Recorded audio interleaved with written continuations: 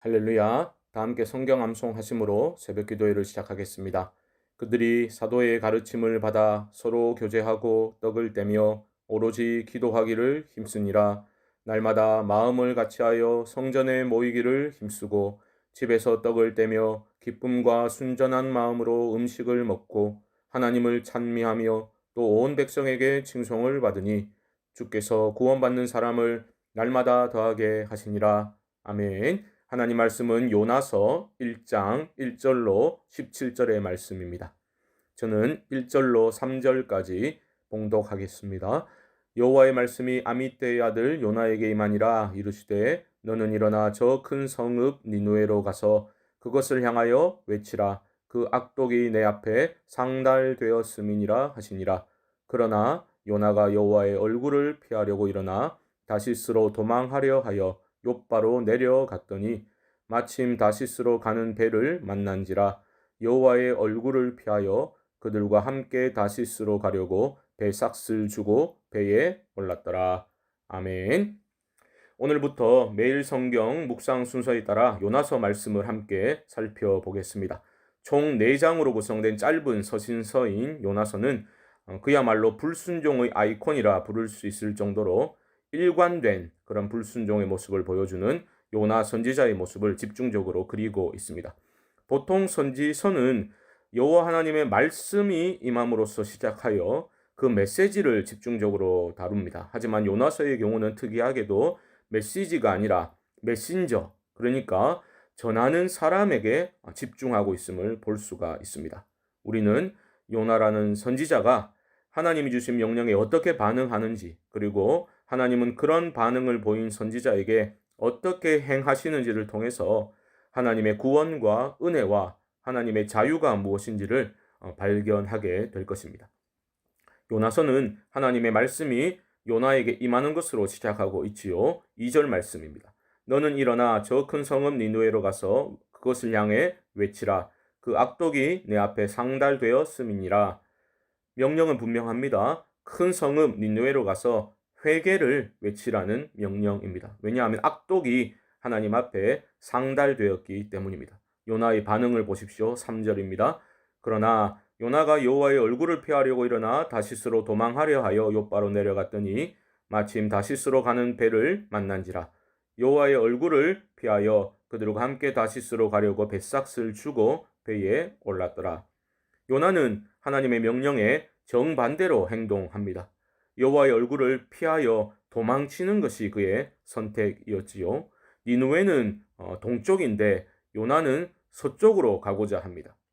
다시스는 스페인 해안 도시로 보여지는데요. 서쪽 방향입니다. 그 당시 세상의 끝이 스페인이라고 여겨지고 있었다라는 것을 우리가 감안할 때에 요나는 하나님 얼굴 피해서 가장 먼 곳으로 도망쳐서 새로운 삶을, 하나님 없이 새로운 삶을 살고자 했던 그런 행동으로 볼 수도 있겠습니다. 왜 그는 이런 불순종을 선택했겠습니까? 니누에는 악한 나라 아수르의 수도이기 때문입니다. 악랄하고 잔인한 민족이 아수르입니다. 그 수도인 니누에는 피의 도시라고 불릴 정도로 악독이 가득한 곳이었습니다. 그러니까 그런 곳에 가서 회개를 전파한다라는 것은 요나의 신앙 상식에 부합되지 않는 그런 명령이었습니다. 그 명령을 요나는 이해하기, 용납하기 어려웠습니다. 그런데 여러분, 요나의 잘못이 무엇입니까? 하나님의 명령이, 하나님의 결정이, 하나님의 길이 이해되지 않을 때에, 도저히 용납할 수 없을 때에 그가 하나님께 여쭈어보지 않고 그냥 도망쳐 버렸던 것이 그의 문제였습니다. 여쭈어 보았어야지요. 누구처럼 말입니까? 하박국 선지자처럼 물어봐야 했습니다. 하박국 선지자도 이방 나라 때문에 힘들어했지 않습니까? 이해할 수가 없어서 분노했습니다. 하지만 요나처럼 도망치지는 않았지요. 하박국이라는 그 씨름하는 자라는 그 이름처럼 하나님 앞에서 그 문제를 붙들고 씨름을 했던 하박국이었습니다. 두 선지자의 결국은, 마지막은 확연히 달라집니다. 사랑하는 성도 여러분, 우리는 크신 하나님의 뜻과 계획을 결코 온전히 이해하지 못합니다. 내가 이해할 수 없는 하나님의 뜻과 그 계획 앞에서 여러분은 어떻게 행동하시겠습니까? 누구의 길을 선택하시겠습니까? 하나님의 얼굴을 피하여 묻지도 않고 도망치는 요나의 길을 선택할 것이 아니라 하나님 앞에 머물며 하나님께 매달려 질문하고 부르짖는 우리 모두가 될 수 있기를 주님의 이름으로 축복합니다. 불순종의 길을 떠난 요나를 하나님은 맹렬히 추적하십니다. 다시스행 배가 출발하고 얼마간의 시간이 지났을 때 하나님은 큰 폭풍을 바다에 던져버리십니다. 파선의 위기에 봉착하게 된 겁니다. 5절을 보시면 사공들은 두려워하면서 각각 자기의 신을 부르고 있습니다. 그런데 이런 절체절명의 위기 상황 가운데 요나는 무엇을 하고 있습니까? 5절 하반절을 보시면 요나는 배 밑층에 내려가서 누워 깊이 잠이 든지라. 요나는 깊이 잠들어 있습니다. 그러자 선장이 그를 흔들어 깨우지요. 6절입니다. 선장이 그에게 가서 이르되 자는 자여 어찌함이냐? 일어나서 내 하나님께 구하라. 혹시 하나님이 우리를 생각하사 망하지 아니하게 하시리라 하니라. 우리를 당혹하게 만드는 상황이지요. 하나님을 모르는 자들을 깨워야 할 자는 지금 영적인 깊은 잠에 빠져 있고 오히려 이방인 선장이 요나를 흔들어 깨우고 있습니다.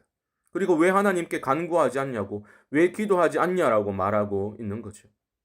성도가 이런 모습 보이지 않도록 깨어 있어야 할 것입니다. 그들은 왜 이런 고난이 찾아오게 되었는지 제비 뽑기를 통해서 그 원인을 밝혀내고자 합니다. 그리고 요나가 뽑히게 되지요. 요나의 신상에 관해서 묻자 요나가 대답하는 것을 들어보십시오. 9절입니다. 그가 대답하되 나는 히브리 사람이요 바다와 육지를 지으신 하늘의 하나님 여호와를 경외하는 자로라 하고. 여러분, 너무 뻔뻔한 대답 아닙니까? 하나님을 경외하는 삶의 모습이 어디에 있습니까? 전혀 없지요. 그런데 그는 하나님을 경외하는 자다라고 자신을 소개하고 있습니다. 그리고 자신의 불순종으로 인해 이 모든 재앙이 임한 것이다라고 설명한 후에 자신을 바다에 던지면 잠잠해질 것이다, 잔잔해질 것이다 라고 말하고 있죠. 여러분, 이 부분을 요나가 고귀한 희생정신을 보여주고 있다라고 생각하시면 안 됩니다. 지금 그는 저항하고 있는 겁니다. 죽음도 불사하면서 하나님께 반항을 하고 있는 거죠. 결국은 요나는 바다에 던져집니다. 하지만 이게 이야기의 끝이 아닙니다. 하나님은 그런 요나를 위해서 큰 물고기를 예비해 두셨고 기적적으로 그를 삼키게 하여 살려주십니다. 요나서 첫 시간 몇 가지 기도의 제목을 발견하게 됩니다. 첫째, 인생의 폭풍 가운데서 여러분은 누구의 이름을 부르시겠습니까? 원망하고 버티고 세상 탓하고 남 탓하고 분노를 바랄 것이 아니라 하나님께 부르짖으실 수 있기를 바랍니다. 부르짖어야 할 사람은 깊이 잠들어 있고 이방인 선원들이 부르짖고 있는 모습은 너무나 아이러니컬한 그러한 모습을 보여주고 있습니다. 교회의 모습이, 성도의 모습이 이런 식으로 흘러가지 아니하도록 깨어 기도해야 할 것입니다. 둘째, 이해할 수 없는 하나님의 뜻과 행하심을 만날 때에 우리는 하나님께 여쭈어 보고 하나님 앞에 버티며 기다려야 합니다. 요나처럼 묻지도 않고 그냥 도망쳐버리면 망하는 것입니다. 내가 하나님의 뜻을 다 이해할 수 있다고 생각하는 그 모든 교만을 내려놓고 하나님을 신뢰하는 믿음으로 나아가실 수 있기를 주님의 이름으로 축복합니다. 마지막으로 도망치는 요나를 포기하지 않으시고 맹렬히 추적하시는 하나님의 모습을 잊지 마십시오. 하나님은 그렇게 택한 자들을 추적하십니다.